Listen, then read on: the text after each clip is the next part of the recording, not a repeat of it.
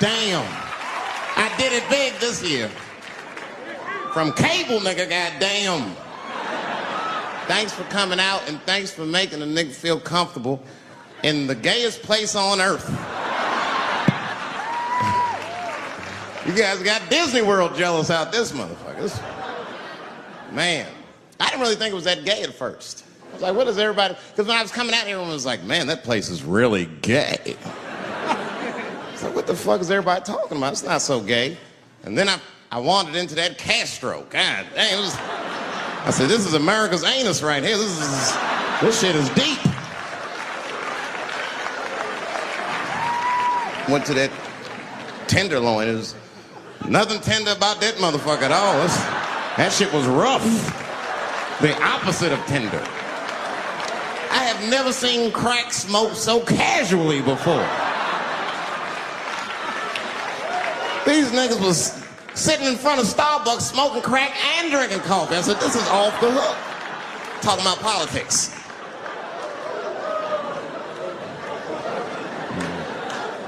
I seen one crackhead trying to break into somebody's car, man, and it struck a chord with me. I tried to stop him. I said, hey! And he looked back and saw me and said, oh, keep an eye out. I said, nigga, that was me that said that. I'm trying to help you. I want this shit to stop.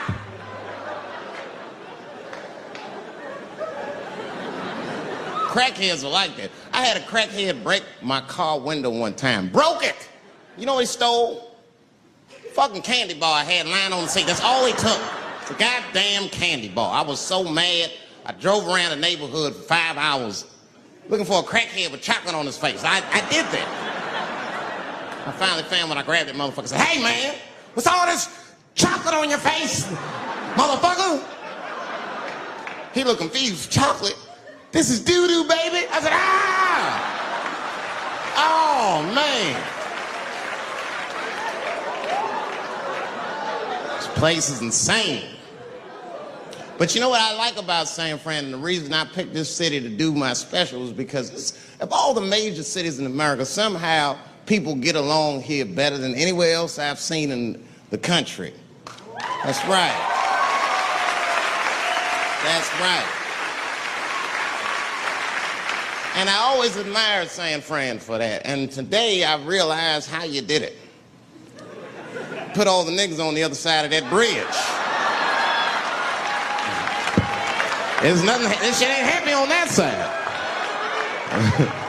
You leave San Francisco like, bye, thanks for coming to San Francisco. Come back in April, we're having a sale on Birkenstocks. As soon as you get to the other side, welcome to Oakland, bitch. Click, click.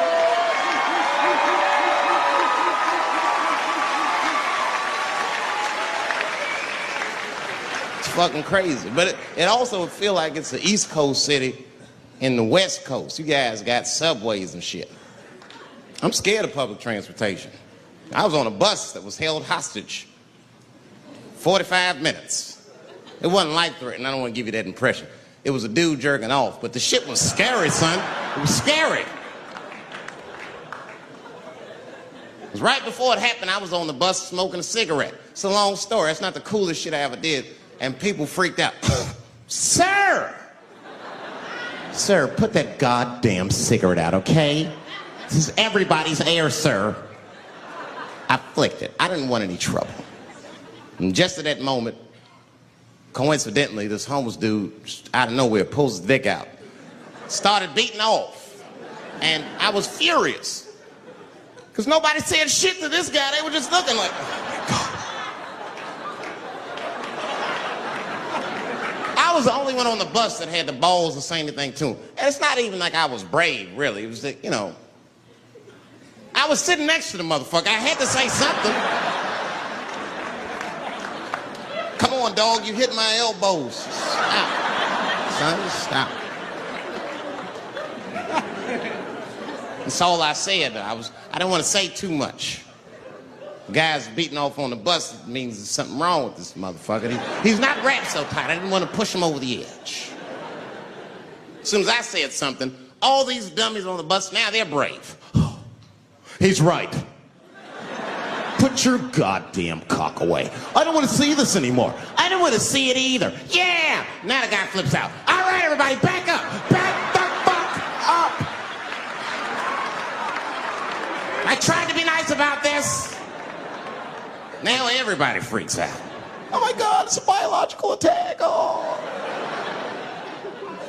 I'm caught in the middle. I can't lose my cool. I said, hey, everybody, just calm the fuck down or you're going to get me shot.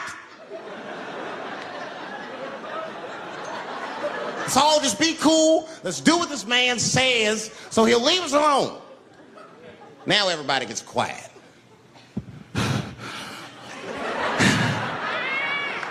That's better. That is better. And then he started walking up and down the aisles. He was terrorizing us.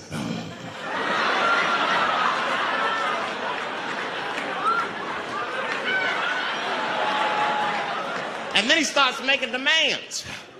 You in the pink shirt, squeeze your tits together. Oh God, no, no.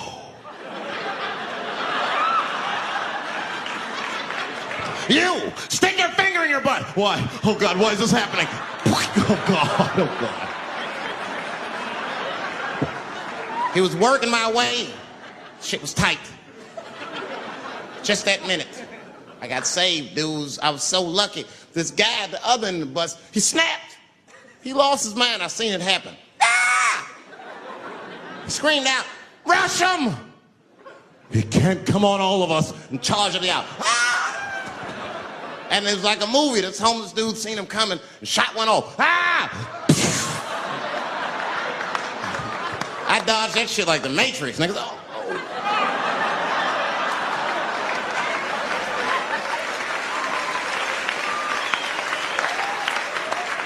The guy behind me wasn't so lucky, y'all. No!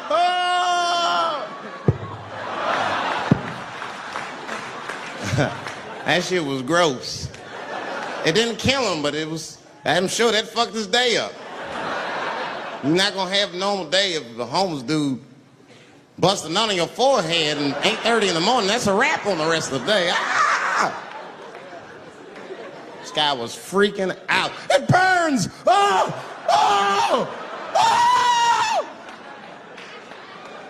Everyone was standing around looking at him. Even the homeless dude felt bad. I guess he was finished. He came back to his senses. Oh, this is my stop. I said, relax, motherfucker. I had to say something. Relax. Oh, I can't. I got AIDS. I know it. I said, you can't get AIDS from a homeless dude busting a nut on your forehead. That's not how it spreads. I don't even know if that's just true. That's just what I told him, man. He was so scared I had to say something. I don't know where AIDS comes from. Who the fuck knows? Scientists don't even know. Scientists still say AIDS started because somebody had sex with a monkey. Word. After all this research, this is the best explanation that you came up with, mother. Nobody fucks monkeys and people, you idiot. You either fuck monkeys or you fuck people. That's it. There's no in between. You're not gonna get some monkey pussy on Tuesday and then be like, oh, let me call Charlene on Thursday. No. Once you fuck a monkey, that's a firm decision. I'm out of the human pussy game for good. It's ridiculous. You act like monkeys are just as open as waiting for people to fuck them, man. It's ridiculous. The monkeys don't want to be fucked by people. Think about it. Think how hard it would be to catch a monkey and fuck it. That's ridiculous. That's how it had to go down. Who you think you're just gonna walk up to him in the woods and bribe this nigga with fruits and bananas? Hey, buddy. Hey.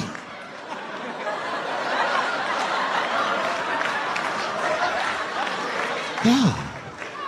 There you go, buddy. Yeah. Yeah. There you go, your big, bright red ass.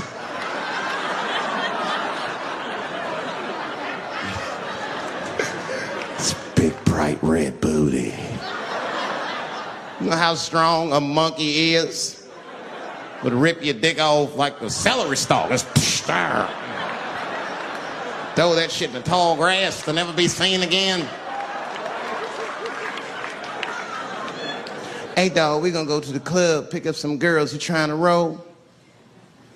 Nah, man, I'm cool. I'ma stay home, dog. Chill with my monkey. You know how long it took me to train this monkey to suck my dick without peeling it?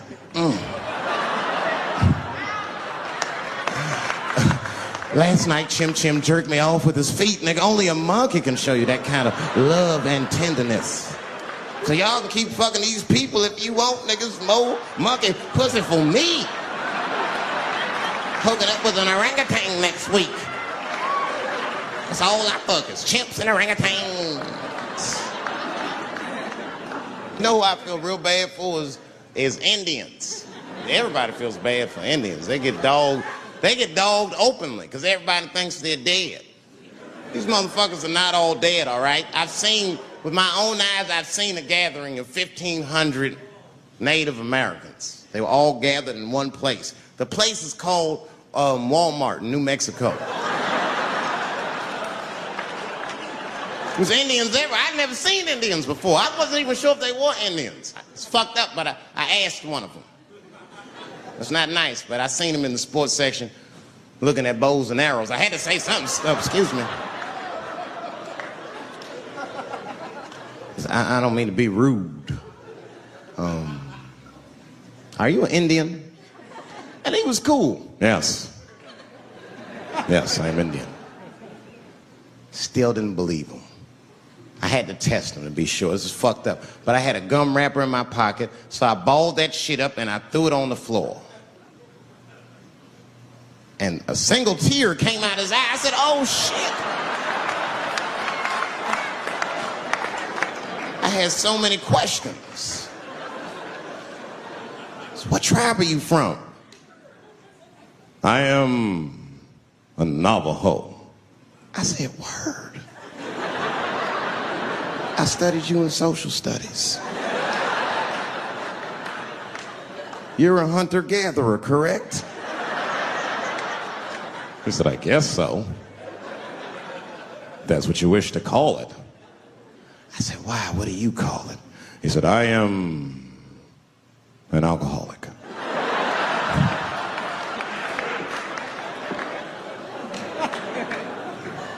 I said, well, what's your name, dog? He said, please. Dog is my cousin. That was a good guess. My name is Running Coyote. What is your name, friend? And that shit caught me off guard. I mean, I didn't want to say my name was Dave to a motherfucker named Running Coyote. This don't feel good enough. He just put me on the spot. I said, huh? My name, what? Oh, my name's Blackfeet. Then I changed the subject. Forget about me. What's going on with you? I want to meet your chief. Why don't me, you, and your chief and your friends get together tonight? We could have a real live peace pipe smoking ritual. We need to celebrate, nigga. I thought you were dead. And he set it up. It was beautiful. It was just like I dreamed. We was all sitting around. Them Indians was beating the drum. Some other Indians came out the back with a long blanket that was folded in half and put in front of us. Opened that shit up, and on the blanket was a long wooden pipe with feathers. And bags of weed were all over the blanket.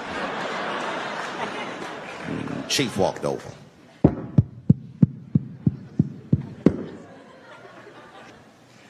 The big ones are 50. The little ones are 25. And these are 10.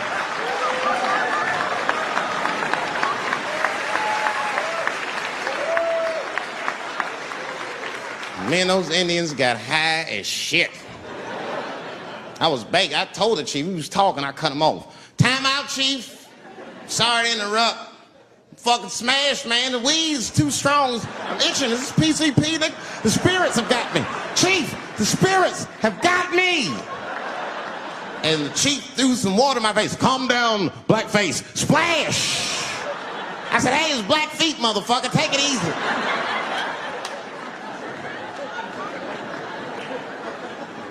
Blackfeet, you're welcome to stay amongst me and my tribe for the night. until the spirits leave you.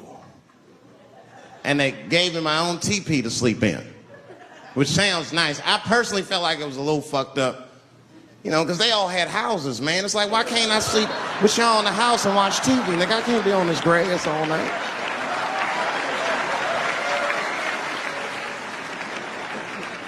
Yeah, Indians is rude, man. Everybody's rude. Indians, they eat nasty food. All they ate was corn and shit. Doritos, I think they call it. That's right. People only see the surface. They see the division in our foods. Just because I eat chicken and watermelon, they think that that's something wrong with me. Let me tell you something. If you don't like chicken or watermelon, something is wrong with you, motherfucker. There's something wrong with you. Where are all these people that don't like chicken and watermelon? I'm sick of hearing about how bad it is. It's great. I'm waiting for chicken to approach me to do a commercial, nigga. I'll do it for free, chicken. It's the least I can do. They make fun of Latin people for eating, what y'all eat? Beans, rice, corn. Listen, that's not a reason to hate a motherfucker, all right? It's funny, but it's not a reason to hate. The only reason these things are even an issue is because nobody knows what white people eat. You've been very good at keeping that shit a secret amongst yourselves. I study white people. You don't know that. I'm writing a paper on you. Not even for school, nigga, just to do it. Just doing independent research. I'm spending my money. That's why I'm working so hard. I follow you around grocery stores. They freak out. I just try to peek in the cart. They always say, get away from my cart, nigga. What are you looking at? Chicken and giblets are over there. You must be lost. These are vegetables.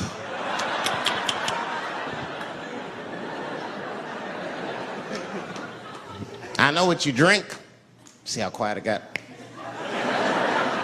Grape juice. Surprise, motherfuckers. You didn't know I knew about grape juice, did you? Oh, don't play dumb with me. Look at what is it?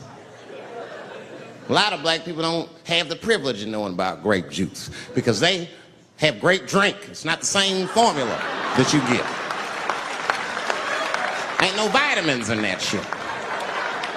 You might have one of your black friends over. Todd, would you care for a glass of grape juice? What? Nigga, what the fuck is juice? I want some grape drink, baby. It's purple. I don't think I know what a grape drink is. What?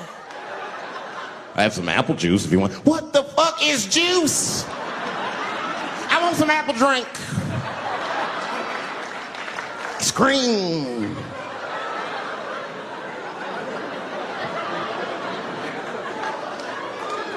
Remember that commercial for Sunny Delight when all the kids run in from outside playing and they all run to the fridge? All right, I got some purple stuff, some Sunny D. As soon as you say Sunny D, all the kids go, yeah! Watch the black kid in the back. If you ever see that commercial again, look at that black kid. He'd be like, I want that purple stuff. That's drink, nigga. That is drink. They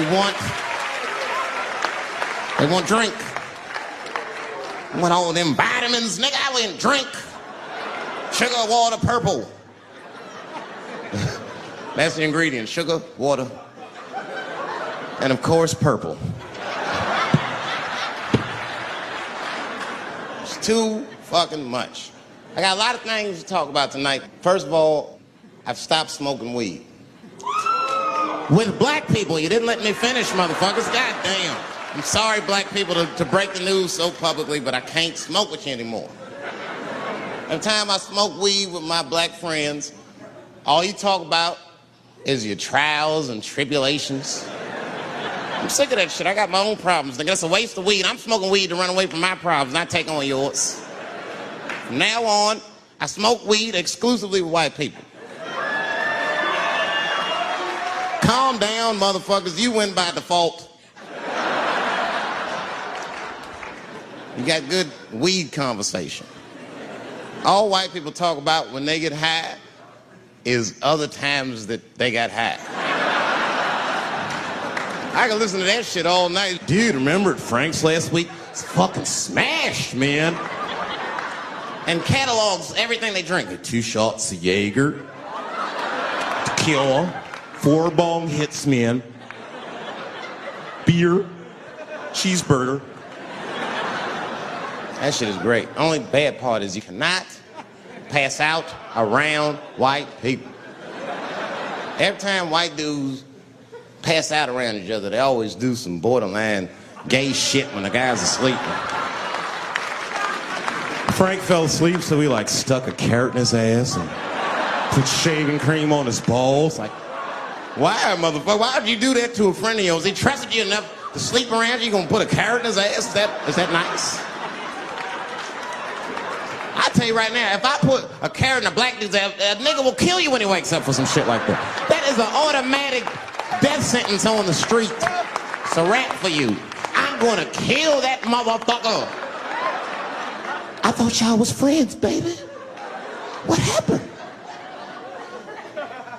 I fell asleep at his house, right? We was drinking, and I fell asleep at his house, and while I was sleeping, right? I'm just gonna kill that motherfucker, all right? That's all you need to know. And fuck carrots. But everybody's getting along. I see that shit. I see it all around. Blacks and whites don't fight so much. You know who don't have no beef with anybody is Asian people. I see how y'all be doing. Y'all just lay in the cut. Only people Asian people beef with is other Asian people. Like if you call a Korean guy Chinese, I've done this. They will flip out. Hey! What make you think I'm Chinese? I am Korean. I look Chinese. Yes, motherfucker, you do look Chinese. That's why I said it. It's an accident. Nigga, to the untrained eye, you all look Chinese to me. It's a mistake. I'm not trying to offend you. Some people say all black people look alike. We don't get bent out of shape. We normally just call those people police. Okay? Just learn to live with it. That's all I can tell you.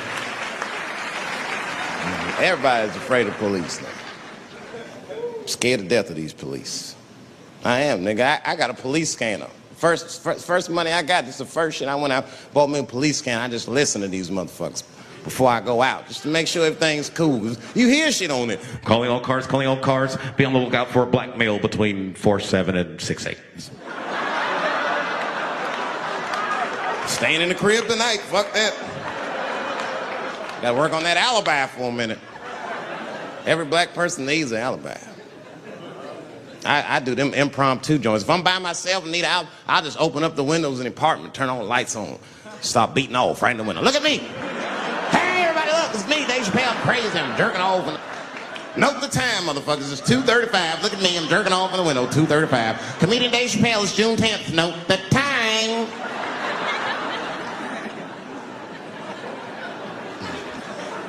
That shit could save my life. Officer David Chappelle couldn't have done that. I saw him in his window masturbating from 2:35 to 2:37. I'm certain of it. He was standing on a clock and holding a calendar and today's paper. Fuck, I need an alibi. I can't be no celebrity. This shit is just the worst. I'm seeing it. I see why stars are crazy now. These motherfuckers. I went to Disney World with my kids, which is a big deal for me. I don't get to see my kids so much. I do Chappelle show 20 hours a day, sleep for like half an hour, raise my kids for 10, 20 minutes, and I go back to work. Now, this particular day, I got to hook up with the kids. We went to Disney World. Everybody at the park, fucking everybody. Hey, I'm Rick James, bitch. Hey, I'm Rick James, bitch. It's like, hey, man, hey. You mind not calling me a bitch in front of my kids? Time out, motherfucker. We take a day off. Even Mickey Mouse did it. I said, this is the most unprofessional shit I have ever seen in my life. Rick James, bitch. Oh, I was fed up. I caught that motherfucker with an uppercut. Bop! Knocked his head clean off. Everybody was screaming. Oh my God, oh my God. Mickey Mouse is Mexican.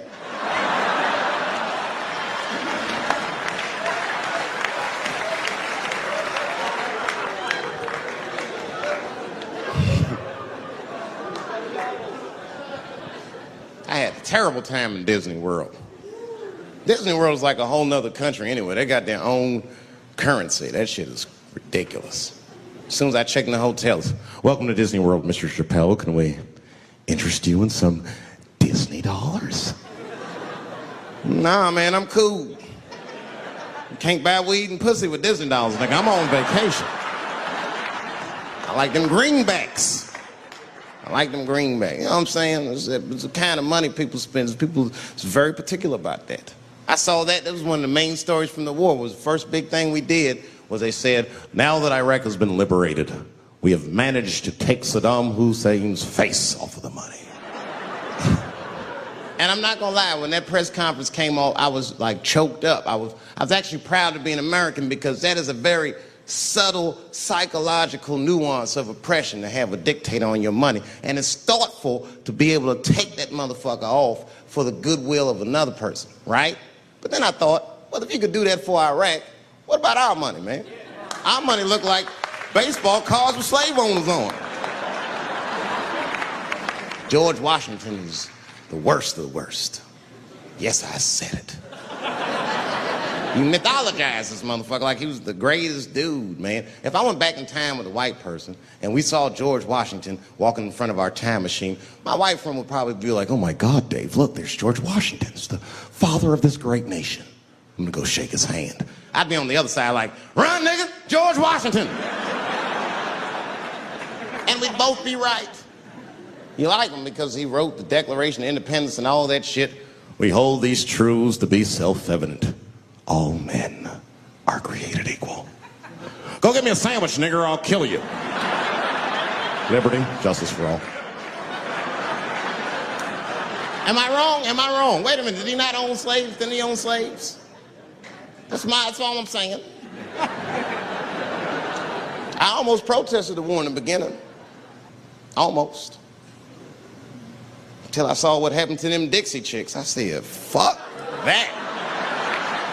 If they'll do that to 3 white women, they will tear my black ass to pieces. I don't want to hear that shit. Yeah, man, they would. But I'm like, for real, why you care so much what the Dixie chicks say? It's not like they political scientists or nothing. They just bitches that can sing good. You know what I mean? Stop worshiping celebrities so much. Just don't listen, don't pay attention. I remember right around September 11th, Ja Rule was on MTV. That's what they said. They said, we got Ja Rule on the phone. Let's see what Ja's thoughts are on this tragedy. Who gives a fuck what Ja Rule thinks at a time like this, nigga? This is ridiculous. I don't want to dance. I'm scared to death. I want some answers that Ja Rule might not have right now. You think when bad shit happens to me, I'll be in the crib like, oh my God, this is terrible. Could somebody please find Ja Rule, get hold of this motherfucker so I can make sense of all this. Where is Ja? Guide me, Ja Rule.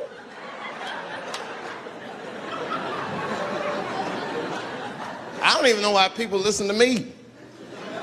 I'll say anything, nigga. I've done commercials for Coke and Pepsi. I don't give a fuck what comes out of my mouth. I just say what it takes. Whatever it takes, that's what I'm saying. If you want to know the truth, can't even taste the difference. Surprise! All I know was Pepsi paid me most recently, so tastes better. It's pretty much how the game goes. I'm just being real, man. There's too much goo-gagging over celebrities. People don't know what's fake and what's real anymore. That's why Bill Cosby got in trouble. Look what happened to Bill Cosby. Bill Cosby said some real shit, and the whole world freaked out on him. For what? For having an opinion? Just because he was selling pudding pops for the last 40 years, people forget that he's the nigga from Philly in the projects, and he might say some real shit from time to time. It's not that big of a deal. I spoke at my old high school, and I told them kids straight up, if you guys are serious about making it out of this ghetto, you gotta focus, you gotta stop blaming white people for your problems, and you've gotta learn how to rap or play basketball or something, nigga. You're trapped. You are trapped. Either do that or sell crack. That's your only options. That's the only way I've ever seen it work. You better get to entertaining these white people, nigga. Get to dancing. Go on out there and be somebody.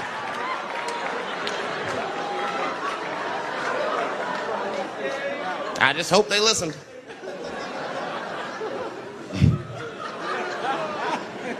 This shit is ridiculous. People worship television. They worship this shit. You know, like if you watch a movie, right? Say you're watching a movie and one character says to another character, say, hey, what's your number, man? What's the other character always say? 555, 5555. You know why we got to do that? Because stupid ass people go to the movies and then go home and try to call the characters that they just saw. Hello, is Indiana Jones here? No, motherfucker, he's fake. It's not his number. And to be honest, this is the worst time in history to be a black celebrity. Fuck, they locking all our stars up. It's hot right now for black celebrities. I knew it was bad when Kobe got in trouble. I said, this is a wrap for us. He's one of the most wholesome dudes we had. Lock him up, everything. And Kobe kept it together. Thank God he held his game together, because if he was cracking under pressure and getting like 6 points a game, the whole LA would have been like, that nigger is guilty. Kobe was playing his ass off. He was playing like his freedom depended on that shit. You see this motherfucker in them games, this nigga's trying to beat that case on the court.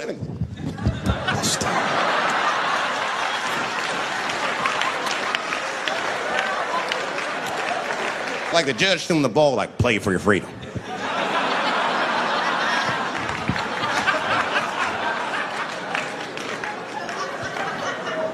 If I could talk to Kobe, I'd be like, just relax, you'll be fine, man. Because the public is still giving Kobe the benefit of the doubt. He's one of the few black celebrities that get that.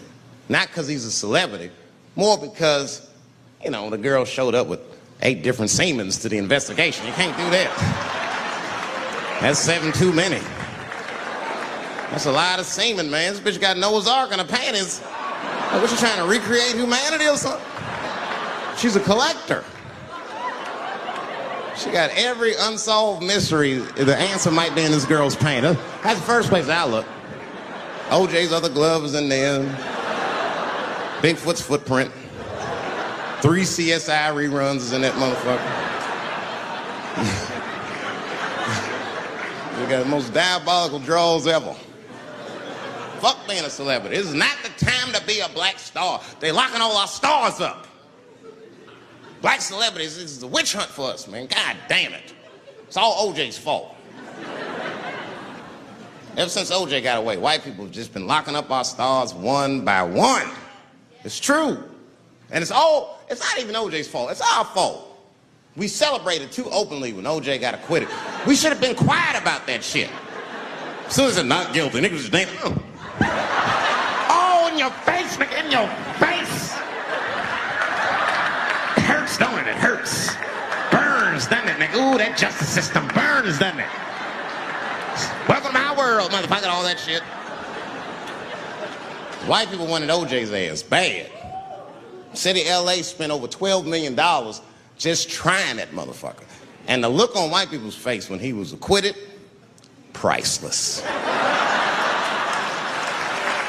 Priceless.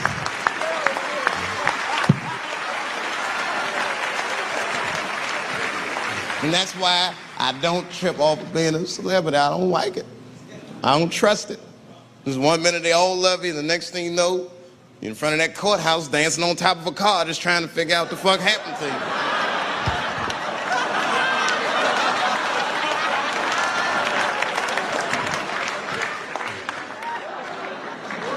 That's what I'm waiting for, because the timing of this Michael Jackson shit is what makes me doubt it. Every time there's wars going out of control, or the economy gets bad, or something is wrong with the world at large, it's always these moments in history that Michael Jackson will coincidentally jerk off a kid. This is getting a little ridiculous. Like, are you planning this shit? Do you have meetings? Michael, thank you for coming. As you know, Michael, the war has not been going as well as we expected. There's been a lot of hiccups, and the public is asking us a lot of questions, of course, and, well, Michael, there's no nice way to say this, and all I know how to do is be direct, so let me just be direct. We're gonna need you to jerk off another child, Mike. I'm sorry. I am sorry. But it would really help out. Or maybe he did it, who knows? Who knows? That's the thing. That's what I wanted to say. Who knows? Who the fuck knows? Mike, God, and this little boy know. That's about it. That's about it. The only reason that I can even talk about this shit is because everybody is speculating. They all think he did it. And I don't think he did it. I'm alone in this. I don't think he did it. I'm not going to say I don't think he did it. That's too strong.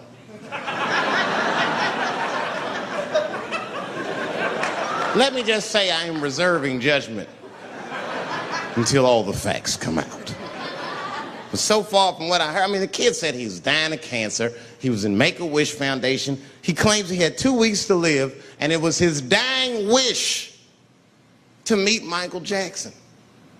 Come on, man, give me a fucking break. This kid is 10 years old. He don't remember Thriller. The fuck you want to meet Michael Jackson for, honestly?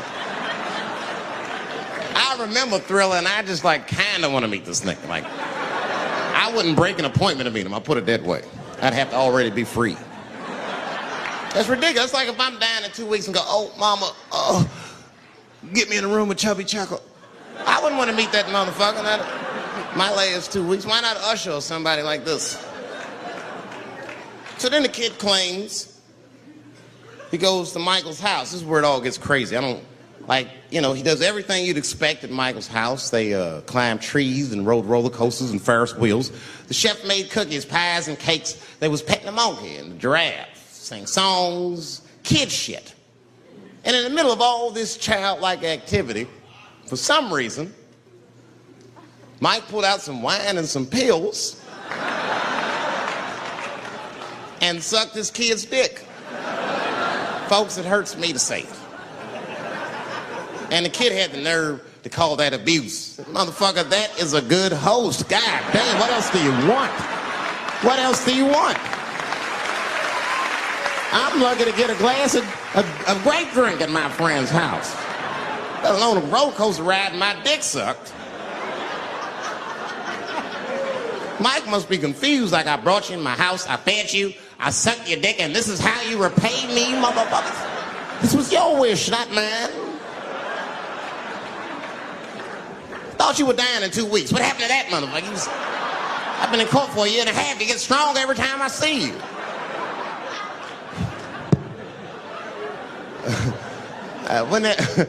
This is fucked up. I shouldn't even say this fuck. Wouldn't it be some ironic shit if they found out through this case that the cure for cancer was Michael Jackson sucking your dick somehow? Like if Mike had powers like Green Mile and all the kids like, please, Mike, suck our dicks. Never again. You didn't appreciate it. Can we at least study your saliva? Please, Mike.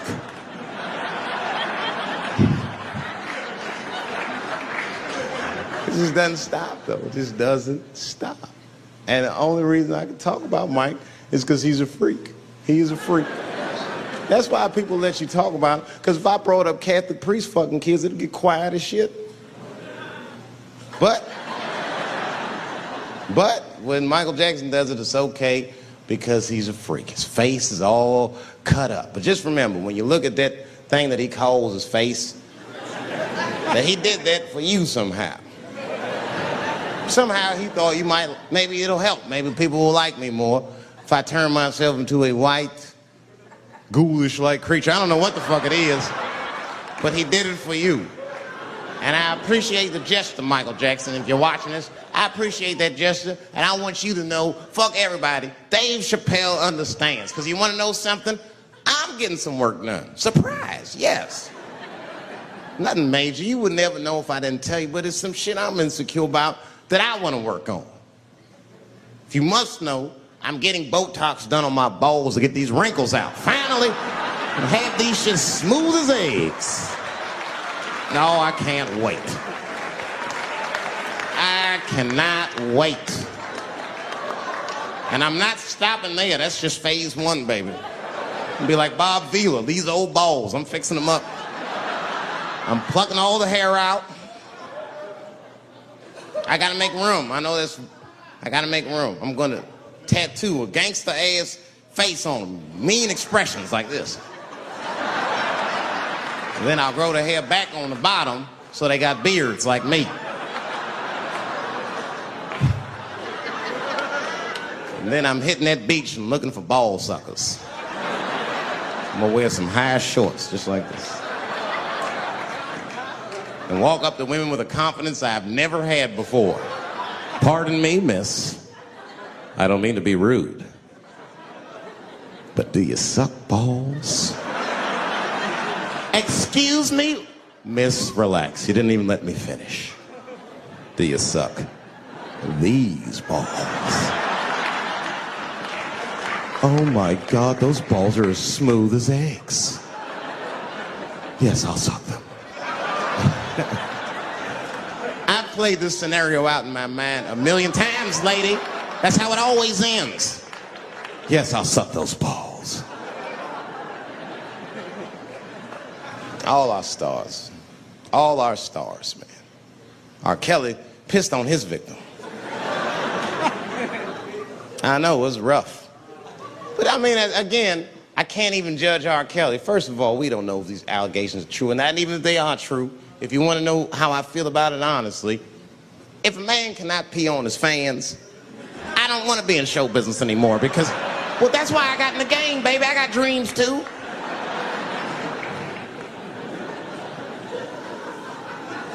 You guys are confusing the issue. While you guys are busy worrying about if R. Kelly even peed on this girl or not, you're not asking yourself the real question that America needs to decide once and for all. And that question is, how old is 15 really?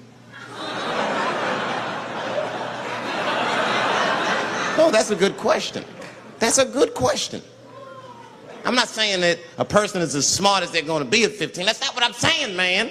But I am saying 15 to me is old enough to decide whether or not you want to be pissed on. I mean, that's me.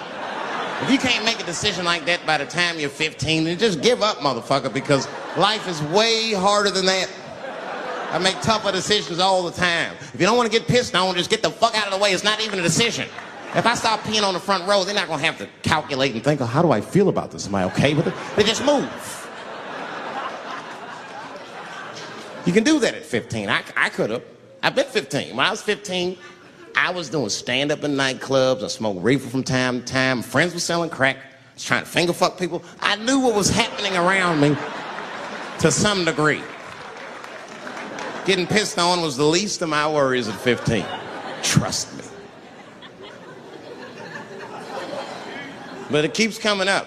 There's a lot of confusion around that age. Anytime 15 comes up, people freak out. Like when that girl, Elizabeth Smart, got kidnapped. Right? Remember in Utah last year, 15-year-old girl Elizabeth Smart was kidnapped, and then they finally found her, and the whole country was relieved. And I was the only one saying, damn, she wasn't that smart after all. Not because she got kidnapped. That could happen to anybody. I'm not knocking her for that. I'm just saying, if you kidnapped me when I was 15, you gotta take me further than 8 miles away from my house, man. God damn. You can't hold me prisoner around shit I recognize. I'll break away. I'll break away. Fuck off me, nigga. That's my bus stop. I know where I'm at. I'm going home.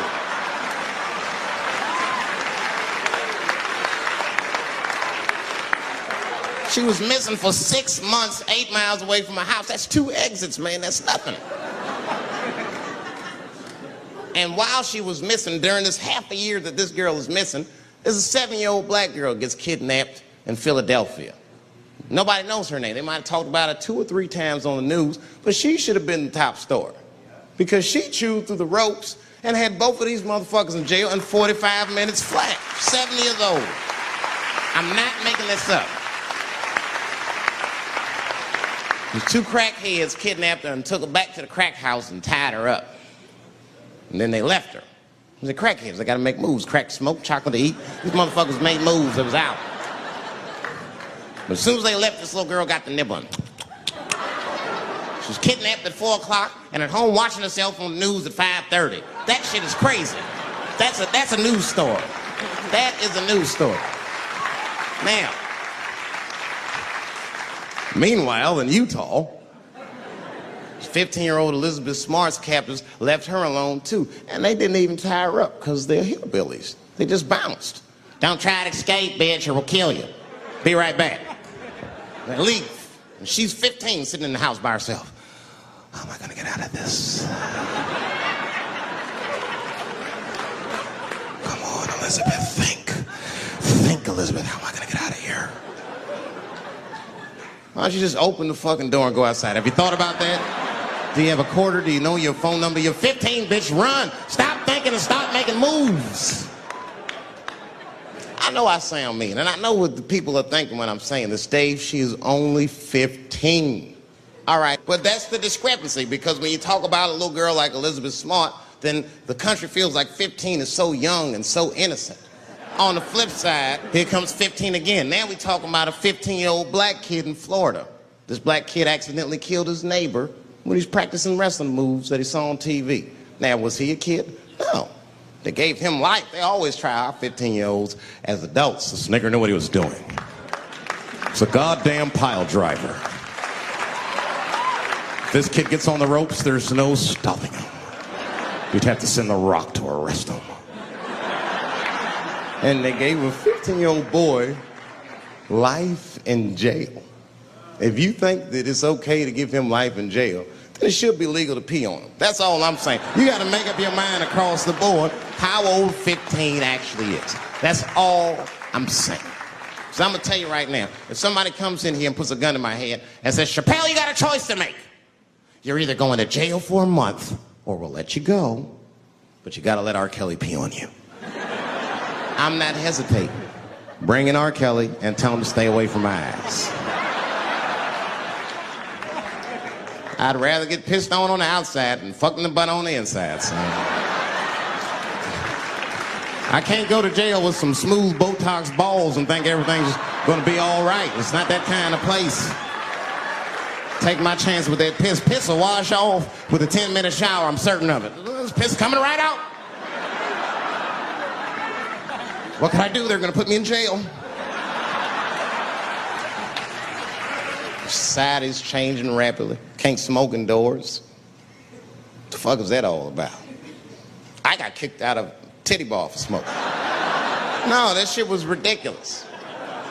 So the stripper did it. The stripper came up like, your smoking is a health risk for me. I don't want to work in this kind of environment. Spit you have your gonorrhea-infested pussy in my face. You started it.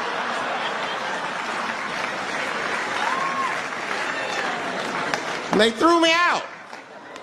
It's the dirtiest place I've ever been thrown out of. And just to give you an idea of what I mean by dirty, lap dances at this place, $3. It's fucking disgusting. And at the same time, who could pass up a sale, son? It was $3. Of course I did it. It's only 12 quarters. Said I'll break a 5 for that. I've never seen somebody work this hard for $3. This lady must have been a throwback to the Great Depression. She was all over me. It's the first time I ever told a stripper to get off me. All right. Yeah, thank you very much, miss. Thank you. That'll be all. That's enough. Thank you. Hey! Hey, get off of me! Whatever happened to lipstick on the collar, lady? I have a shit streak on the middle of my shirt. How the fuck am I gonna explain this when I get home? Huh? Oh no, baby, me and Bob were playing basketball and Bob dunked on me, was hanging on the rim, and his pants fell down. I was checking him close, I think he's swinging, and his butt cheeks might have, his butt cheeks, I think, caught my shirt. I don't know why I was playing ball in my dress shirt. I just was. It was midnight. I don't know. What the fuck?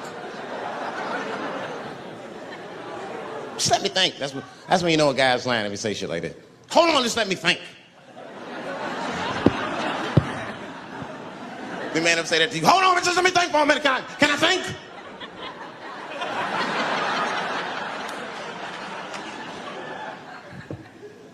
But y'all women, man, you guys just made too much progress too fast. Not too much, but you're confused by it. You made so much progress, you're even confused. Men and women, we both like, what the fuck just happened? Because women got all this money now, but they still like women. Like, oh, you never take me anywhere anymore. And the dude be thinking, bitch, you got more money than me, you never take me anywhere anymore. And at the same time, you don't treat a man like a man. You don't cook, you don't clean, and you don't do anything a motherfucker says. You tell a motherfucker what to do. I see women doing this to men all the time. Come on!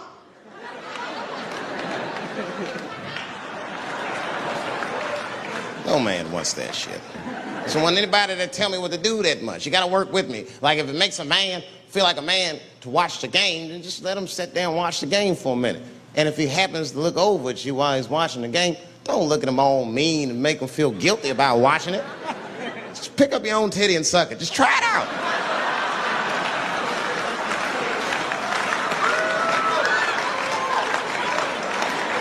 He will instantly remember why he fell in love. Oh, that's right. Forgot my girl sucks her own titties from time to time. I can't walk away from that. It's too hard to find. You see, that took 20 seconds. You still can be as busy as you want. Just suck your own titty and everything's cool. Well, how about this? If you're making love to your man, you're already making love, might as well spice it up, right? How about this? I personally like it. I like it when a girl tells me where to come. Don't like it when a girl tells me when to come. I hate that shit. Don't come yet. Oh, bitch, all these rules.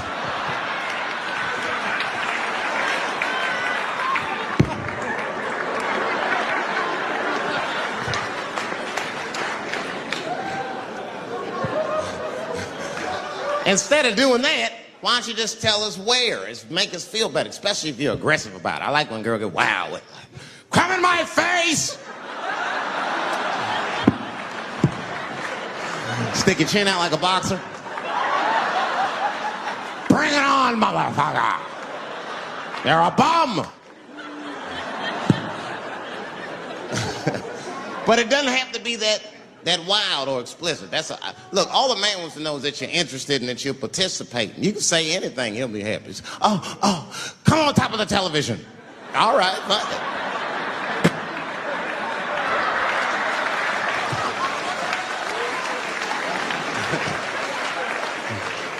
The weirder the place, the better. Oh, come in my fishbowl. Damn, fishbowl.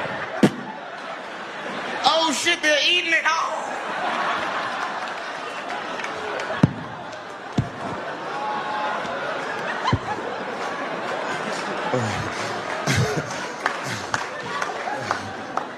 Fish love it when I come over. Oh, it's that guy. We're having chicken tonight.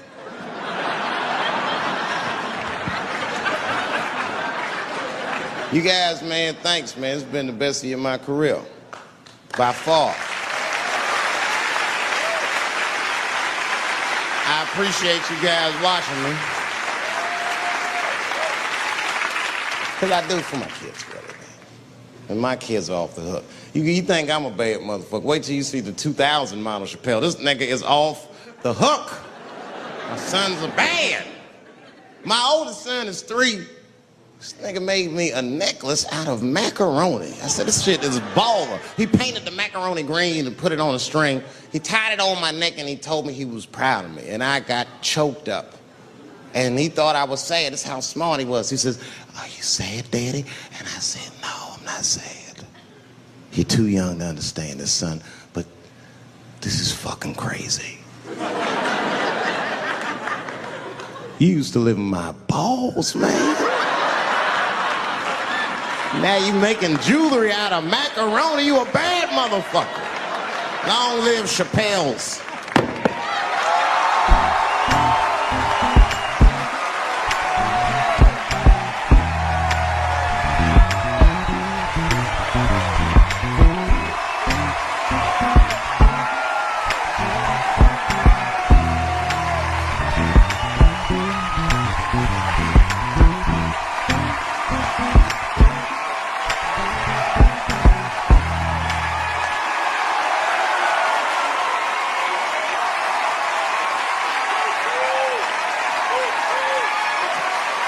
Oh, shit.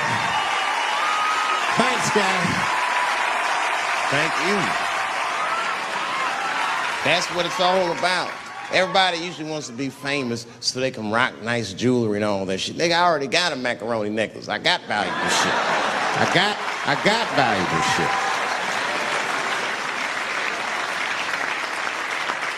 Not in it for that. Only kind of shit I want to do with fame that's like decadent is I want to go to Vegas to the $5,000 blackjack table. And I don't even want to play. I just want to be such a big star that I could go up to one of the players in a tight hand and put my dick on their show. And I'm such a celebrity, they think it's funny. Hey, what the fuck? Oh shit, Dave Chappelle. Wow. We get on the cell phone. You are not going to believe whose dick is on my shoulder right now. And this guy's balls are smooth as ass. He's had some work done. Couldn't thank you enough. God bless you all, man. Keep watching me. I'm going to try to make it interesting. Stay safe. I'm rich, biatch!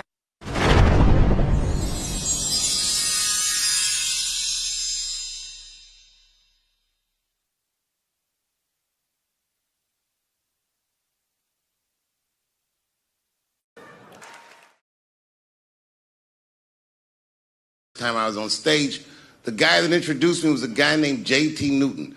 I'm 47. I can close my eyes and remember the introduction like it was yesterday. It went like this. Ladies and gentlemen, this next young man coming to the stage is starting his comedy career tonight. Who knows? We may be witnessing the birth of a star. Please welcome Dave Chappelle.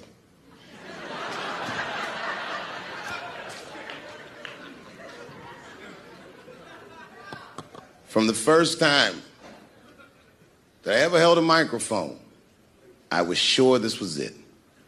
I knew I was home. I knew I had found my thing. And my God, man, I was a child. I got good. Matter of fact, I was good from the moment I started. And I'm not saying this to be a braggart. I'm telling you the truth. These old niggas was in awe of me. How is this little boy so poised? They used to say. I was. I mean, you know, I got better, but it started out good. About a year into it, when I was 15 years old, I had written a joke during the AIDS epidemic about having a Goodyear condom. Something, I don't even remember the joke. Something about an industrial strength condom by Goodyear. I just remember all the comedians really liked that joke. And there was an older comedian. And he came to me one night after the show, after he saw the joke, and he said, listen, I got an audition at another comedy club, and I was wondering, do you mind if I do that joke? I just want to borrow it. Now, I'm a kid. I don't know any better. I'm like, borrow it? Well, I guess, sure, if it'll help your career. I let him do the joke. And then weeks later, I was waiting to go on in a comedy club, and he went on before me, and he did the joke. And after the show, I pulled him aside, and I said, hey, man, I don't mind you borrowing my jokes, but you got to give them back. He said, oh, I forgot to ask you. He goes, let me buy that joke from you for $50. And I said, man, I'd do it, but I'm just starting out. I need all the material I can get. The idea being that the more material I can accumulate, the faster I'll be able to make money for my work. I said, I can't do it. I want my joke back. I'll never forget this. Remember, I was a 15-year-old child. This guy was a grown-ass man. He stood up over me so I could see how big he was. And he said to me, really? I can just take it. And he did. I got scared because I was a child. But I never forgot that. I never forgot that. I was 15 years old. I'm 47 now. I think about this guy all the time. When I look at my own kids and I see how young and innocent they are, I can't believe someone did that to me. And I don't think about it every day because that was the worst thing that happened to me. I think about it every day because that was the first time that someone ever did that to me. But in my career, it has happened many, many times since, where someone would intimidate me or scare me and take something that I believe was mine. I'll tell you another story. Now I'm 18 years old. I'm living in New York City, and I just finished my first road tour, which was a very difficult tour. I'll spare you the details. Now I'm back in New York, but my rent is paid, thank God. And I have $60 to my name. And a woman that I had met in Pittsburgh, a bad Dominican bitch,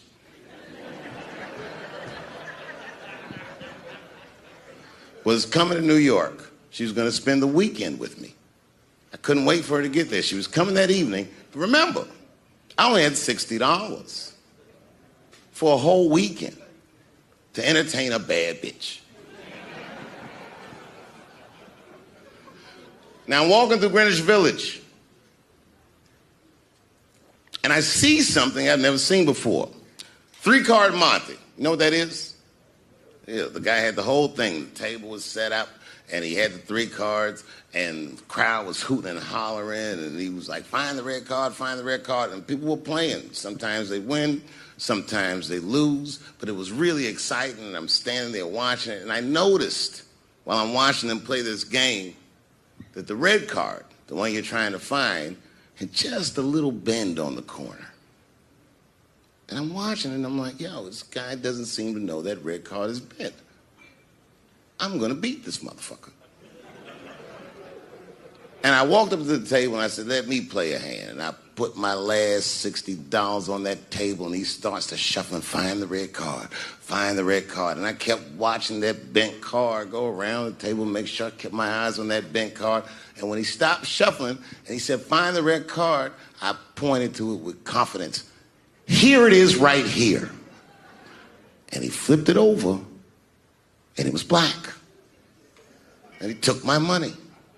I couldn't fucking believe that. How did this nigga do that? Was that magic or sorcery? I was confused. So you know what I did? I sat there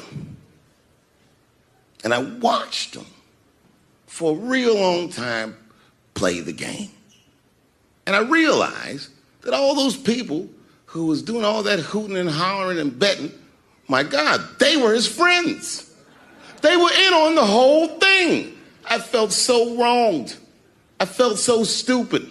And then the next sucker came up to the table and was about to put his money down. And I said, fuck that, man. Don't put your money there. All these niggas is in on it. It's a trick. And when I said that, the guy that was dealing, and this motherfucker was huge, snatched me up by my collar. Feel how strong he was when he grabbed me. I was a skinny little guy. And he was gonna maul me. And the only reason he didn't, I'm sure, is because he saw the fear in my face. And that fear, he looked at me. I saw his eyes go from hard to soft. He softened. Then he looked at me like the way a father would look at a child.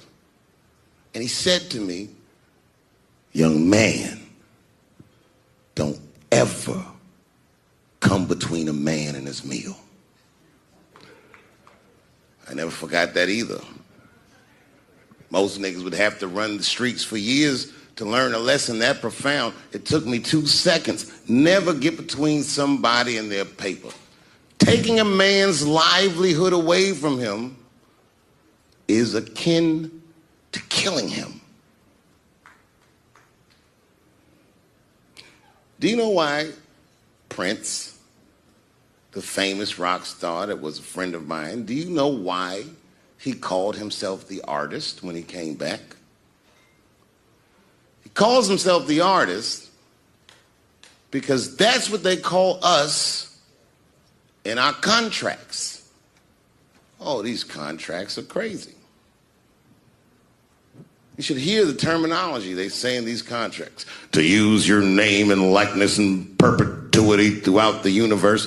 Who the fuck could possibly know what that means? Nobody does.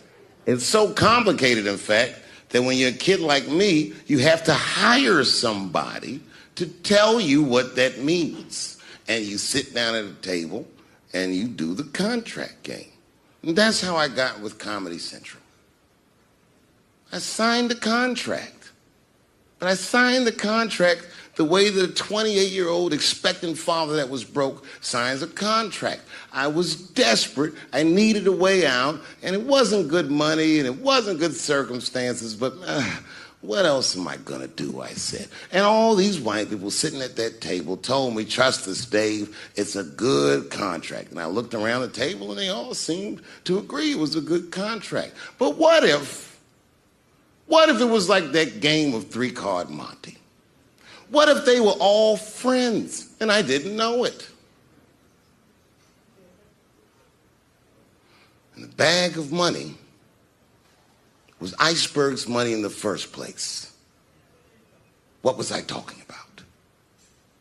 What was I trying to tell you? Last week, 2 weeks ago, whenever it was, I call Lauren Michaels and I tell him, okay, I'll do it. I'll do Saturday Night Live on election night. And the day I made that phone call, the day I committed to it, it gets announced that Netflix is streaming Chappelle's show.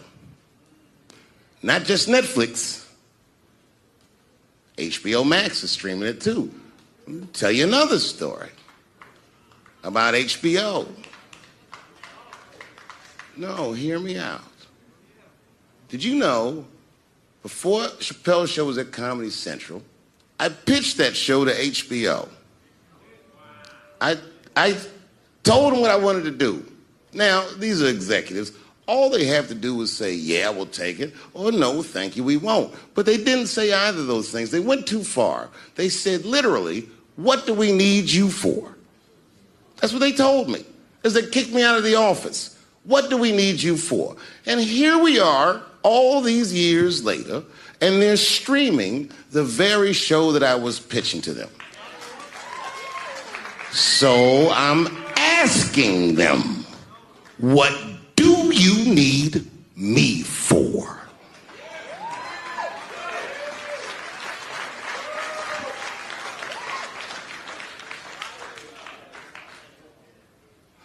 People think I made a lot of money for Chappelle's show. When I left that show, I never got paid. They didn't have to pay me because I signed the contract. But is that right? I found out that these people were streaming my work and they never had to ask me or they never had to tell me. Perfectly legal because I signed the contract. But is that right? I didn't think so either. That's why I like working for Netflix. I like working for Netflix because when all those bad things happened to me, that company didn't even exist.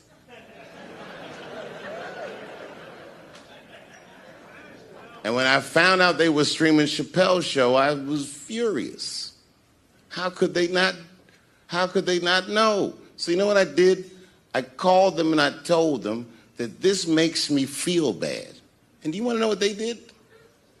They agreed that they would take it off their platform just so I could feel better. That's why I fuck with Netflix. Because they paid me my money, they do what they say they're gonna do, and they went above and beyond what you could expect from a businessman. They did something just because they thought that I might think that they were wrong. And I do. I think if you are fucking streaming that show, you're fencing stolen goods. They stole that from me. They just took it. And I'm not up here trying to tell you guys that I believe that Comedy Central gave me a raw deal just because I'm black. I believe that they gave me a raw deal because this fucking industry is a monster. It's the same monster that these Me Too bitches was trying to tell you about. But they hate the monster for how it fucks. And I hate that monster for how it eats. But my God, man, it's the same monster. When I quit the show, all my friends would say, well, then fuck them, Dave. Why don't you just do Chappelle's show at another network? Yeah. And why doesn't a slave run from one plantation to another plantation because the master over there might be nicer? My God, man, I was trapped. You know what? Tell you the truth. I've even thought about coming back and doing another Chappelle show. Well, But if I do, I can't call it Chappelle Show because my name and likeness is being used by them in perpetuity throughout the universe. It's in the contract.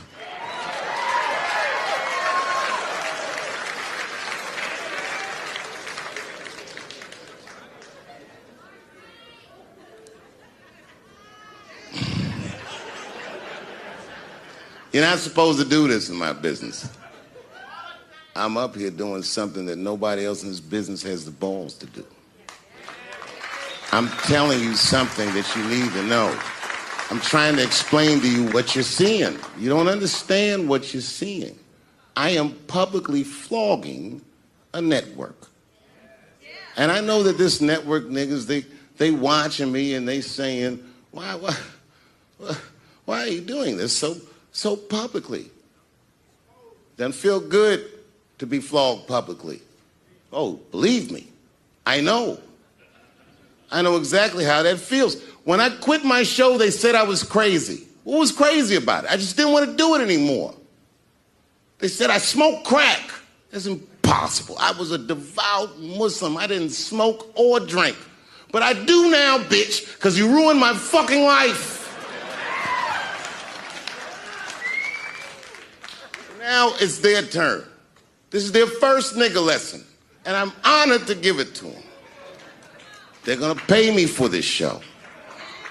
I called my agent. I said, is there anything I can do about this show? And he said, no. Well, fuck you too then. If you want something done right, I guess you gotta do it yourself. So I'm not going to the agents.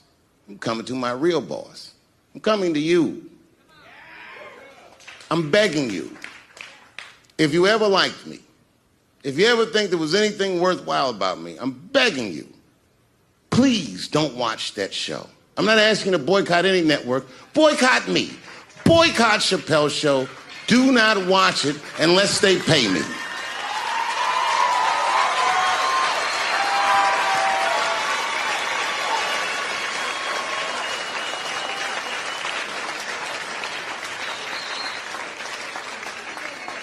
If you're a shareholder at Viacom, then I'm talking to you. Because all that shit that they do to us, well, they do everything for their shareholders. That's what they told me. So if you're a shareholder in that company, tell them it's wrong. And if you don't believe that it's wrong, then fuck you too. You should know what's in the hot dogs you eat. Now, there's probably a bunch of people at Comedy Central and Viacom and all these places that have no idea what I'm talking about. They've all either quit or been fired or got Me Too'd or something. Them niggas is gone. And there's a whole bunch of new young people there, and they're probably looking like, what is he talking about? They may not actually know what the fuck happened to me. So I'll tell you what I'm talking about. Go downstairs to your accounting department, open the books, see what that show made, and look at what you paid me. That's exactly what I'm talking about. You're going to pay me.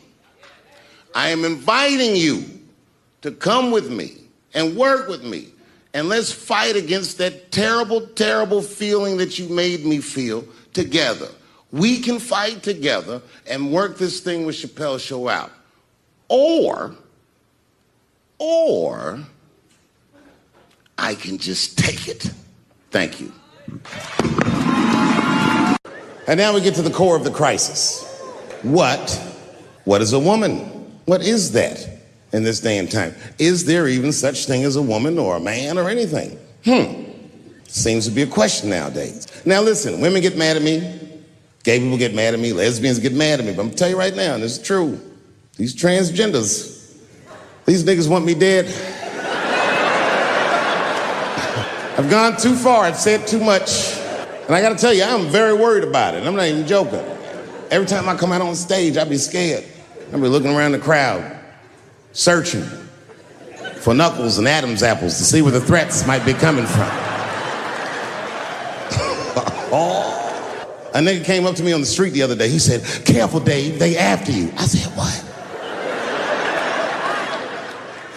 One they or many theys?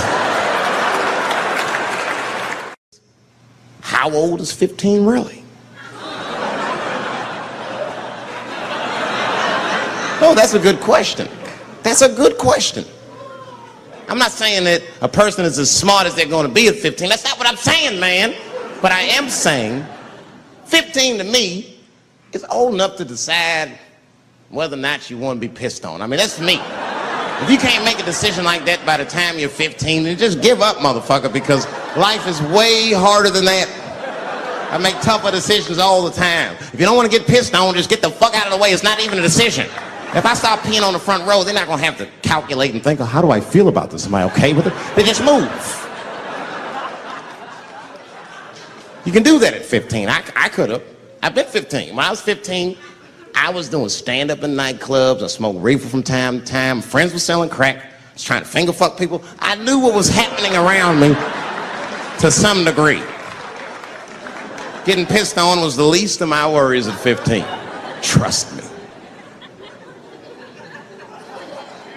But it keeps coming up. There's a lot of confusion around that age. Anytime 15 comes up, people freak out. Like when that girl, Elizabeth Smart, got kidnapped. Right? Remember in Utah last year, 15-year-old girl Elizabeth Smart was kidnapped, and then they finally found her, and the whole country was relieved. And I was the only one saying, damn, she wasn't that smart after all. Now, because she got kidnapped, that could happen to anybody. I'm not knocking her for that. I'm just saying, if you kidnapped me when I was 15, you gotta take me further than 8 miles away from my house, man. God damn. You can't hold me prisoner around shit I recognize. I'll break away. I'll break away. Fuck off me, nigga. That's my bus stop. I know where I'm at. I'm going home.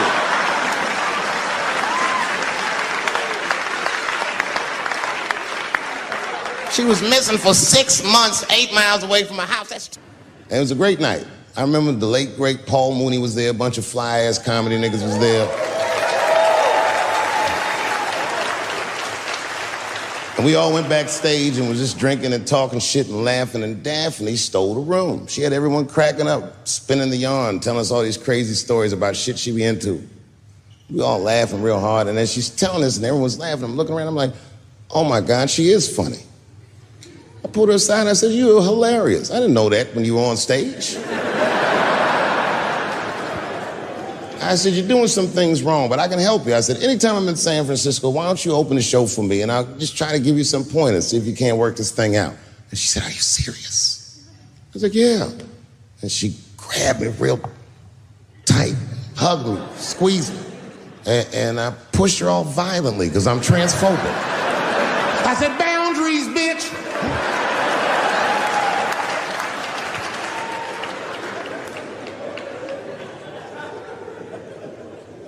When Sticks and Stones came out, a lot of people in the trans community were furious with me, and apparently they dragged me on Twitter.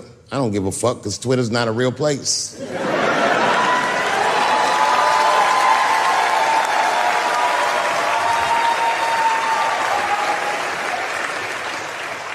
And the hardest thing for a person to do is go against their tribe if they disagree with their tribe. But Daphne did that for me. She wrote a tweet that was very beautiful, and what she said was, it was almost exactly what she said. She said, punching down on someone requires you to think less of them. And I know him, and he doesn't.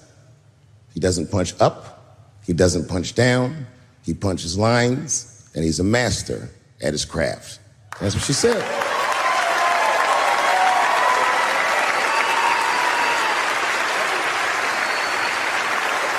Beautiful tweet. Beautiful friend. It took a lot of heart to defend me like that. And when she did that, the trans community dragged that bitch all over Twitter. For days, they was going in on her, and she was holding her own because she's funny. But 6 days after that wonderful night I described to you, my friend Daphne killed herself. Oh, yeah. It's a true story. My heart was broken. Yeah, it wasn't the jokes. I don't know if it was them dragging her. I don't know what's going on in her life, but I bet dragging her didn't help. I was very angry at them. I was very angry at her. I felt like Daphne lied to me. She always says she identified as a woman, and then one day she goes up to the roof of a building and jumps off and kills herself. Clearly, only a man would do some gangster shit like that. Hear me out. As hard as it is to hear a joke like that, I'm telling you right now, Daphne would have loved that joke. That's why she was my friend.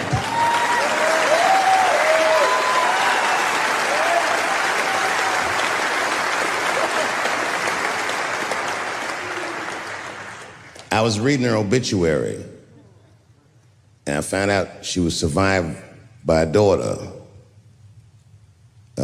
And the moment I found that out, and this is true, Anderson Cooper from CNN texted me. And all he said was very nice. He said, "I'm sorry to hear about your friend." And I texted him right back, "New phone, who this?" He said, "It's Anderson Cooper." I said, "Oh," I said, "Anderson." I go, "Look, I need to find her family."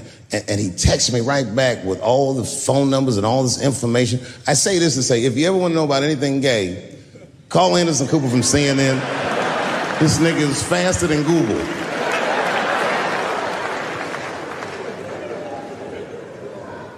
What I did is I got in touch with her family and I started a trust fund for her daughter, because I know that's all she ever really cared about.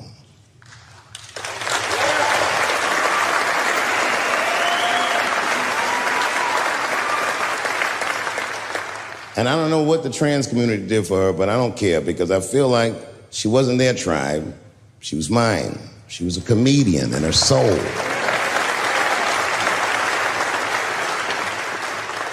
Her daughter is very young, but I hope to be alive when she turns 21, because I'm going to give her this money myself. And by then, I'll be ready to have the conversation that I'm not ready to have today. But I'll tell that little girl, "Young lady, I knew your father. And he was a wonderful woman."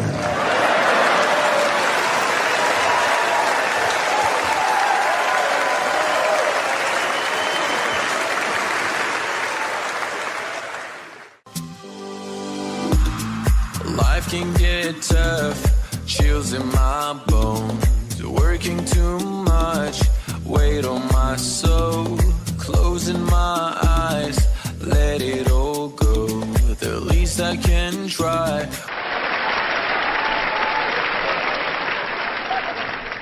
Sometimes, sometimes racism works out in black people's favor. Now, it doesn't happen often. It happens very rarely, but when it happens, it is fucking sweet.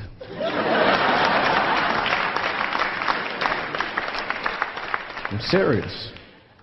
This one time racism saved my life, man. I was on a plane.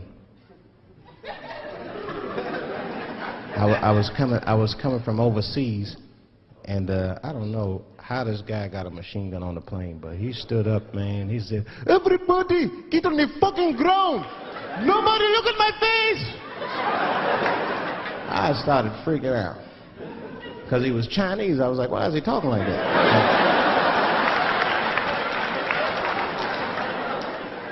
He was screaming and crying. I was the only brother on the plane. Well, I thought I was the only brother. I looked over, there was one other black dude. He was from Nigeria. I looked over at him, he was looking right in my face, man. He didn't say two words to me, he just looked at me, he was like...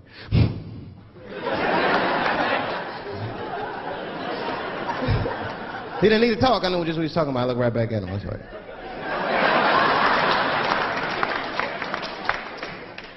Some white dudes on the front of the plane seen us, they were like, "Oh my God. I think those black guys are gonna try to save us."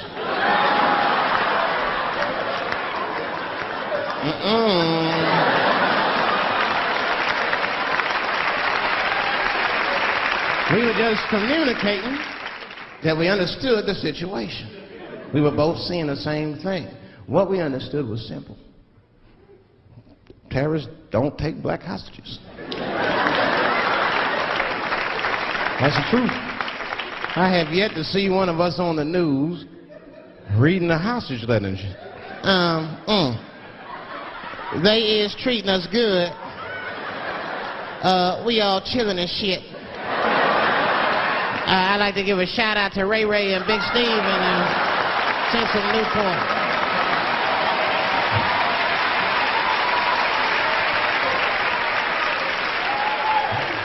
You're not going to see it.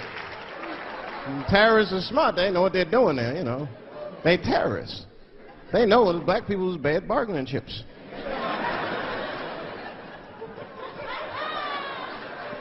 They called the White House and said, hello? We have got 5 black... Hello?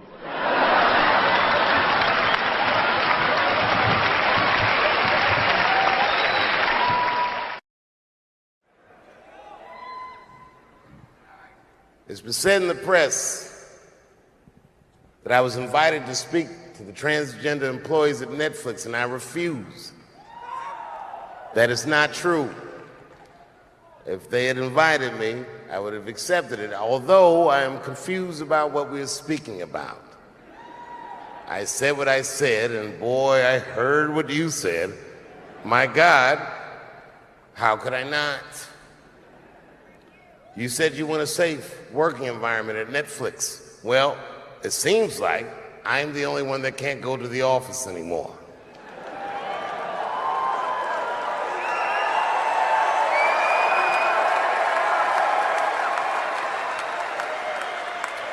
I want everyone in this audience to know that even though the media frames this, that it's me versus that community, that is not what it is.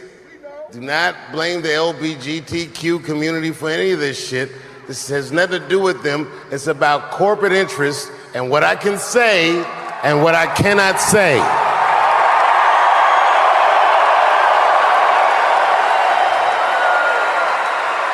For the record, and I need you to know this, everyone I know from that community has been nothing but loving and supporting. So I don't know what all this nonsense is about. In summer 2020, when the whole world shut down, I was outside doing shows. My neighbor had a cornfield, and he let me throw shows there, and people came from all over the country. Some people came from around the world to see those shows. The best comedians on earth came to my home and broke bread with me. And we lived our lives. We found a way to keep moving forward. I made a whole documentary about it. The first night of those shows was a piece that some of you might have seen. It was called 846, and it dealt with the murder of George Floyd.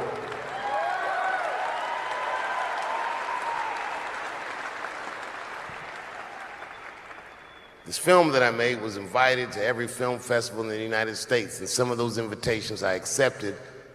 And when this controversy came out about the closer, they began disinviting me from these film festivals. And now, today, not a film company, not a movie studio, not a film festival, nobody will touch this film. Thank God for Ted Sarandos at Netflix. He's the only one that didn't cancel me yet.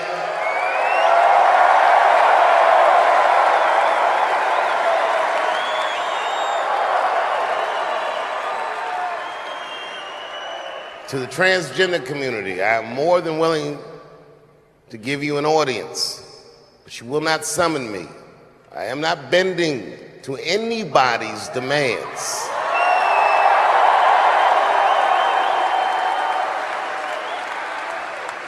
And if you want to meet with me, I'd be more than willing to, but I have some conditions.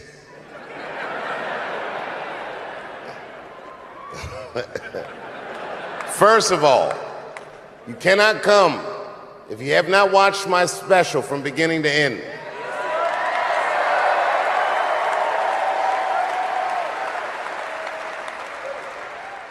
You must come to a place of my choosing and a time of my choosing. And thirdly, you must admit that Hannah Gadsby is not funny.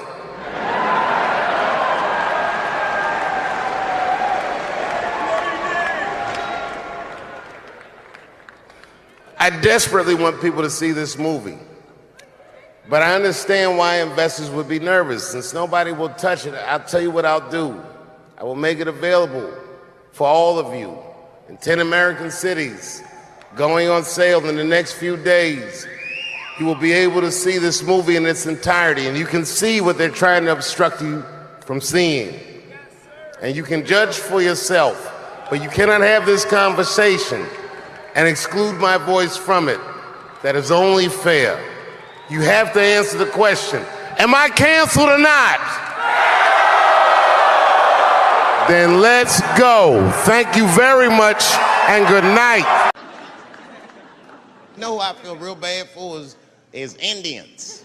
Everybody feels bad for Indians. They get dogged openly because everybody thinks they're dead. These motherfuckers are not all dead, all right? With my own eyes, I've seen a gathering of 1,500 Native Americans. They were all gathered in one place. The place is called Walmart in New Mexico. There's Indians everywhere. I'd never seen Indians before. I wasn't even sure if they were Indians. It's fucked up, but I asked one of them. It's not nice, but I seen him in the sports section looking at bows and arrows. I had to say something. Excuse me. I don't mean to be rude. Are you an Indian? And he was cool. Yes. Yes, I'm Indian. Still didn't believe him. I had to test him to be sure. This is fucked up. But I had a gum wrapper in my pocket, so I balled that shit up and I threw it on the floor. And a single tear came out his eye. I said, oh, shit. I had so many questions. So what tribe are you from? I am a Navajo. I said, word. I studied you in social studies. You're a hunter-gatherer, correct? He said, I guess so. That's what you wish to call it. I said, why? What do you call it? He said, I am an alcoholic.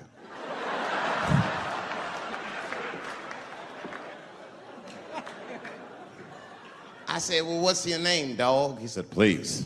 Dog is my cousin. That was a good guess. My name is Running Coyote. What is your name, friend? And that shit caught me off guard. I mean, I didn't want to say my name was Dave to a motherfucker named Running Coyote. This don't feel good enough. He just put me on the spot. I said, huh? My name, what? Oh, my name's Blackfeet. Then I changed the subject. Forget about me. What's going on with you? I want to meet your chief. Why don't me, you, and your chief and your friends get together tonight? We could have a real live peace pipe smoking ritual. We need to celebrate, nigga. I thought you were dead. And he set it up. It was beautiful. It was just like I dreamed. We was all sitting around. Them Indians was beating the drum. Some other Indians came out the back with a long blanket that was folded in half and put in front of us.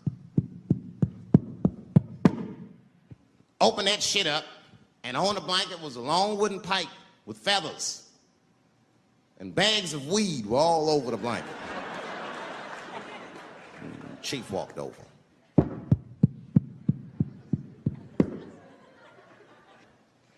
The big ones are 50. The little ones are 25. And these are 10.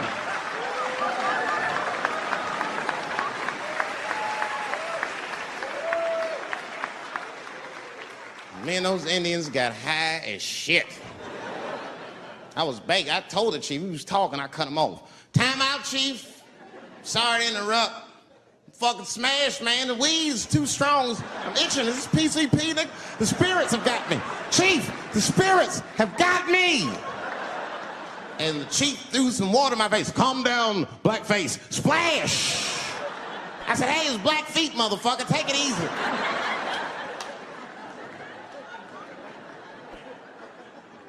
Blackfeet, you're welcome to stay amongst me and my tribe for the night until the spirits leave you. And they gave me my own teepee to sleep in, which sounds nice. I personally felt like it was a little fucked up, you know, because they all had houses, man. It's like, why can't I sleep with y'all in the house and watch TV? Like, I can't be on this grass all night.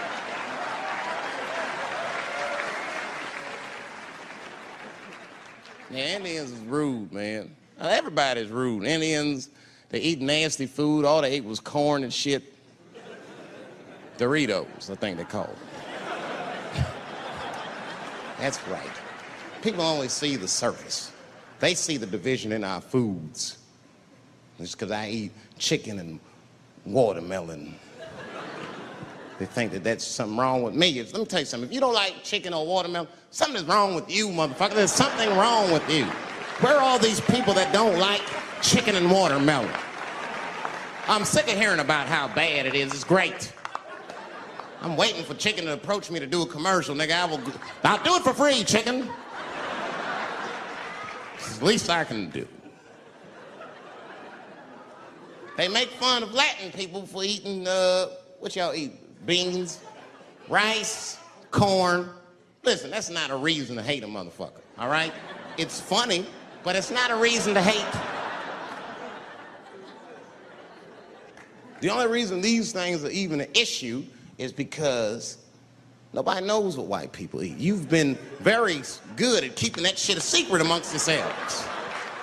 I study white people. You don't know that. I'm writing a paper on you. Not even for school, nigga, just to do it, just to get, I'm just doing this independent research. I'm spending my money, that's why I'm working so hard. I follow you around grocery stores. They freak out. I just try to peek in the cart. They always say, get away from my cart, nigga. What are you looking at? Chicken and giblets are over there. You must be lost. These are vegetables.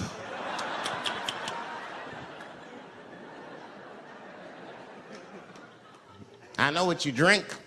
See how quiet I got?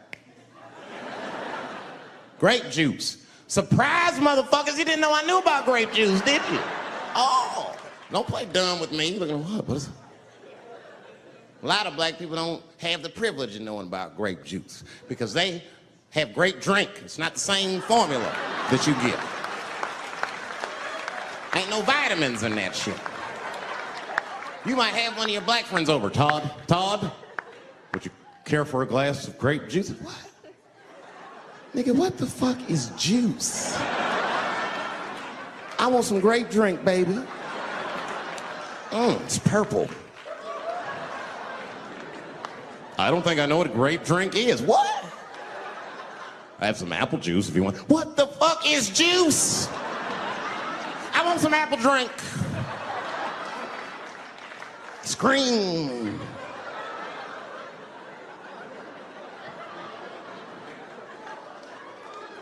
Remember that commercial for Sunny Delight when all the kids run in from outside playing and they all run to the fridge? All right, I got some purple stuff, some Sunny D. As soon as you say Sunny D, all the kids go, yeah! Watch the black kid in the back. If you ever see that commercial again, look at that black kid. He'd be like, I want that purple stuff. That's drink, nigga, that is drink. They want drink. I want all them vitamins, nigga, I want drink. Sugar, water, purple. That's the ingredient, sugar, water, and of course, purple. It's too fucking much. I got a lot of things to talk about tonight. First of all, I've stopped smoking weed. With black people, you didn't let me finish, motherfuckers. God damn. I'm sorry, black people, to break the news so publicly, but I can't smoke with you anymore. Every time I smoke weed with my black friends, all you talk about is your trials and tribulations. I'm sick of that shit. I got my own problems. Nigga, that's a waste of weed. I'm smoking weed to run away from my problems, not take on yours. From now on, I smoke weed exclusively with white people. Calm down, motherfuckers. You win by default. You got good weed conversation. All white people talk about when they get high is other times that they got high. I can listen to that shit all night. Dude, remember at Frank's last week? It's fucking smashed, man. And catalogs everything they drink. 2 shots of Jaeger, tequila, 4 bong hits, man, beer, cheeseburger,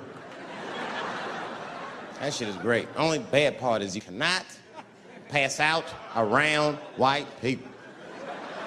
Every time white dudes pass out around each other, they always do some borderline gay shit when the guys are sleeping. Frank fell asleep, so we like stuck a carrot in his ass and put shaving cream on his balls. Like, why, motherfucker? Why would you do that to a friend of yours? He trusted you enough to sleep around you. You gonna put a carrot in his ass? Is that nice? I tell you right now, if I put a carrot in a black dude's ass, a nigga will kill you when he wakes up for some shit like that. That is an automatic death sentence on the street. It's a rap for you. I'm gonna kill that motherfucker. I thought y'all was friends, baby. What happened?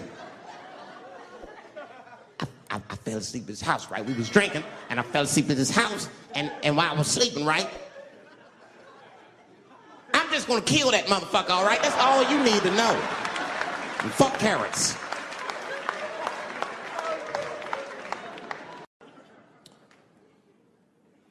The second time I met O.J. Simpson,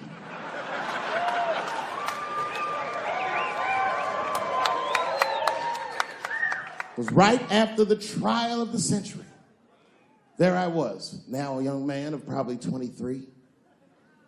O.J. Simpson was the most famous or infamous face on planet Earth. I was in a restaurant in Beverly Hills with my agents. I wasn't alone in the restaurant, but I was alone.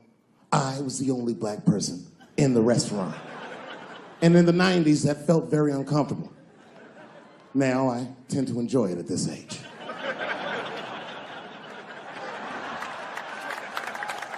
I was having dinner with my agents, celebrating a deal that they told me was lucrative, but I later learned fucking sucked. And suddenly, a group of women walked by. Every race was in that group. Black, white, Asian, Latina, white, and white again. They were all gorgeous. I watched them walk by. Then, I saw a familiar face. Al Collins, the man from the infamous Bronco check, towards the door. Couldn't believe what I saw. And then, close behind him, was O.J. Simpson, newly released from jail. The restaurant fell still. I was shocked. I didn't mean to say it out loud, but it just came out. O.J. He stopped, turned around to see who said it, saw my black face, and correctly assumed it was me.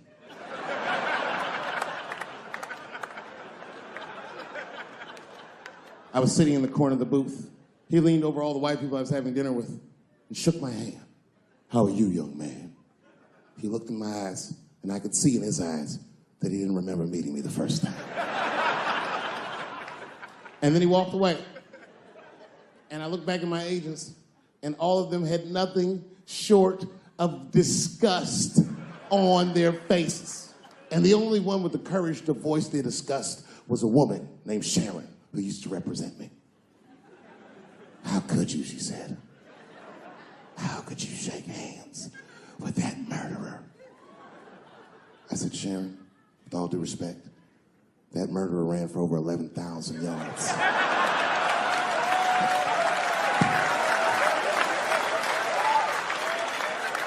And he didn't fit. Glove didn't fit. Get over yourself.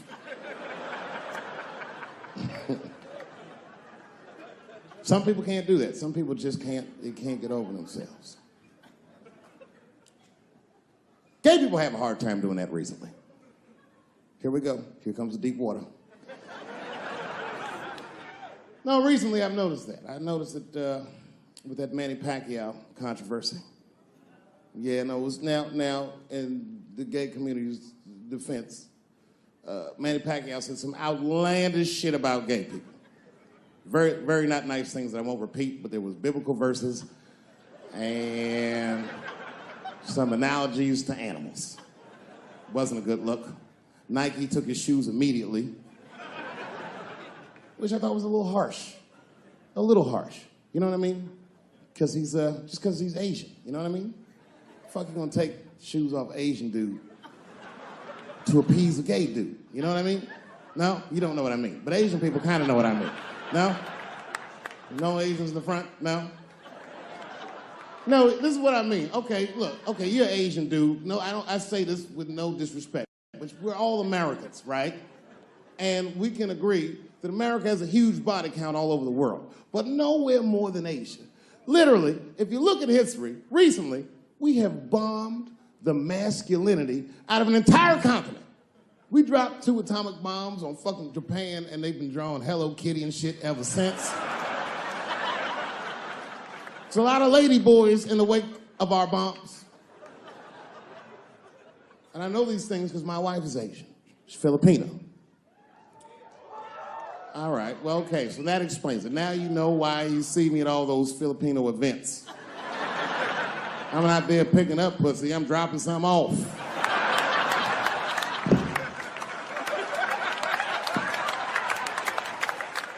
I take my wife to all that shit. I took my wife to see Pacquiao fight Mayweather. We sat ringside, okay? That was a quiet car ride home. That's what that was. But if you know what's popping in the Philippines, you know that they got a whole generation of kids in the Philippines growing up without their mothers. Yes, a lot of women in the Philippines go to the Arabian Peninsula, they come to the United back home, which is still one of the #1 staples in the Philippines economy, money that their expats send back to the Philippines. The men, on the other hand, are left rearing children, twiddling their thumbs, waiting on their wives' checks. These men have been fucking emasculated. And then suddenly, a boxer rises from amongst them and reinstates their manhood with his motherfucking fist. This is not the guy you're supposed to ask, what do you think of homosexuals? He's not your champ. Shit. That's why I don't have a sneaker deal, because if you say something that people don't like, they'll take your fucking shoes off. Throw the head. They've got the longest mental gap to bridge. That's all I'm saying. Because, you know, whenever I see one of them T's on the street, I don't mind them, but I'll be like, man, I miss Bruce. I'm sorry, guys. I'm 42. I remember Bruce Jenner. Before the Kardashians, before all that, this motherfucker was a white American superhero. It was amazing. He was beating Africans at track and field.